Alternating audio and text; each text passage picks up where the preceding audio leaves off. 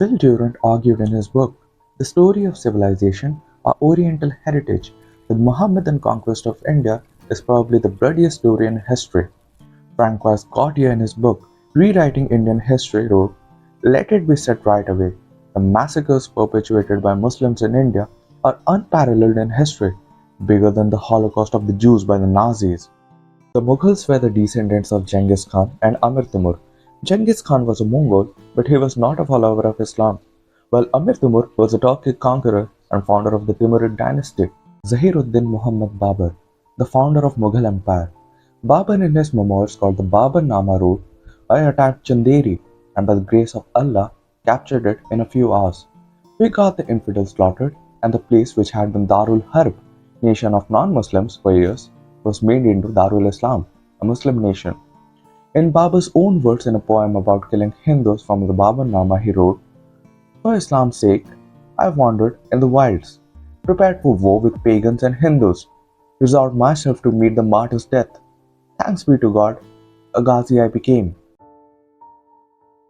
कि जब इसने चित्तौड़गढ़ का किला जीता तब इसने 30,000 मासूम हिंदुओं का सर धड़ से अलग करने का आदेश दिया। उन 30,000 लोगों के सर का एक टावर बनाया गया as a symbol of victory. अगर कोई महिला सार्वजनिक स्थानों पर अपना हिजाब या बुर्का हटाती है तो उसके लिए ये कानून था कि उसे वैश्य का काम करने के लिए मजबूर किया जाता था। सड़कों पर या बाजारों में यदि कोई महिला बिना हिजाब के पाई जाती तो उसे वैश्यों वाली जगह पर भेज दिया जाता था। और तुम्हें लग रहा होगा मैं लंबी लंबी फेंक रहा हूँ ना मुन्ना, मुंतखाब तवारिक नाम का एक किताब है जिसे 16वीं शताब्दी के इतिहासकार अब्दुल कादिर बदायूनी ने लिखा था। वहां पे तुम्हें इन चीजों का एविडेंस मिल जाएगा। Shahjahan, When Shah Jahan was appointed as governor of Kabul, he carried on a ruthless war in the territory of Hindus beyond Indus. The sword of Islam yielded a rich crop of converts. Most of the women burned themselves to death to save their honor. Those captured were distributed among Muslim mansabdars. Aurangzeb was known as one of the most ruthless and cruel monarchs, reigning over India for more than 5 decades. He imprisoned his sister, his father Shah Jahan, and executed his siblings to ascend the throne. He strategically portrayed himself as a devout Muslim to enhance his public image. To gain favor with his Muslim followers, he forcefully converted Hindus to Islam, resorting to beheading those who resisted. In 1674, the Kashmiri Brahmins sought refuge with Guru Tegh Bahadur Ji, pleading for protection from Aurangzeb's oppressive measures. Guru Tegh Bahadur Ji made a noble decision to sacrifice himself to put an end to this cruel practice, designated his son as the next leader of the Sikhs. Guru Tegh Bahadur Ji faced arrest in Agra, accompanied by a few of his followers, and was transported to Delhi in 1675. There, he encountered pressure to convert to Islam. Responding with grace, the Guru maintained that an individual has the right to choose his religion. Fearless of death, he was resolute in his readiness to meet any consequence. Guru Tegh Bahadur Ji found himself locked within an iron cage, bearing witness to a dreadful sight. The first follower was gruesomely sliced in half using a saw, secured between wooden planks. Another met a scalding fate, submerged in boiling water, while the third was consumed by flames within the cotton wool. These devoted Sikhs willingly offered themselves as sacrifices, facing the Guru without hesitation or regret. In 1675, at the very spot where Gurudwara Shishganj Sahib in Delhi now stands, Guru Tegh Bahadur Ji met his end. Farrukh Siyar, the grandson of Aurangzeb, issued a general edict which was applicable to all parts of the empire. According to it, every Sikh, wherever and whenever seen, was to be immediately arrested. He was to be offered only one alternative, either Islam or sword. It was to be executed there and then without any hesitation or loss of time. A schedule of valuable rewards was proclaimed. For every Sikh head, ₹25 was to be given, and for a Sikh captive, a sum of ₹100 was to be awarded. Their pretty girls were to be reduced to concubines and others to be made maidservants. When a Muslim died, his grave was to be dug by the Sikh or their Hindu sympathizers. Zakaria Khan, Mughal governor of Punjab, relentlessly pursued the policy of genocide of the Sikhs. A graded scale was offered to the people. A blanket for cutting off a Sikh's hair, 10 rupees for information of whereabouts of a Sikh, and 50 rupees for a Sikh's scalp. Plunder of Sikh home was made lawful.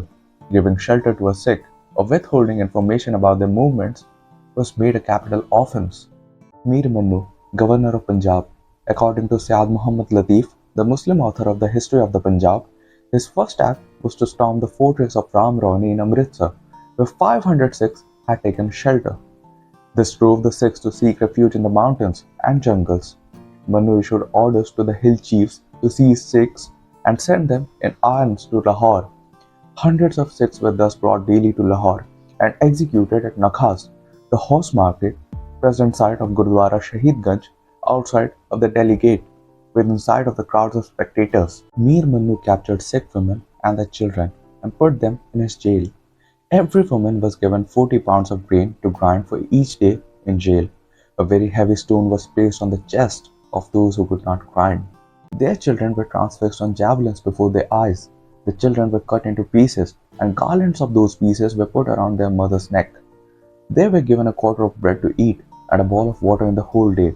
Those women didn't give up their faith and remained true to Guru Nanak's teachings. At the very end of the day, those women used to gather the bones and flesh of the children and used to sing the evening prayers. After completion of prayers, they used to say to God, "By your grace, the whole day was awesome. Night has arrived. Please keep your blessings on night as well." Mughals used to scratch their heads by seeing the actions of women. When their husbands are slain, their small infant child are cut and made garland. Then how can they say it was an awesome day? Later, Mughals paid the debt of their ancestors and became puppets at the hand of their own nobles. With the help of an eunuch, Ghulam Qadir, the Mughal Nawab of Rohilkhand blinded the Mughal Emperor Alam Shah II and made his family, both male and female members, to dance naked in front of him. The Khuni Darwaza, where Mughals used to hang the bodies of those who revolted against them, got their own bodies at the end during the revolt of 1857 against British Empire. Jahangir hanged two sons of Abdul Rahim Khan Khana, Akbar's Navratna, who were against him. Aurangzeb hanged his brother Dara's body on this gate. The last Mughal Emperor, Bahadur Shah too, had to pay for that. His own sons and a grandson were shot at point-blank range by Major William Hudson on 22 September 1857 at Khuni Darwaza. When we hear the word Holocaust, most of us think immediately of the Jewish Holocaust. Europe and America have produced at least 1,000 films highlighting the misery caused by Hitler and his army. The films expose the horrors of Nazi regime and reinforce the belief and attitude of the present-day generation towards the evils of Nazi dictatorship. In contrast, look at India. There's hardly any awareness among the Indians of today of what happened to their ancestors in the past, because a great majority of historians are reluctant to touch the sensitive subject.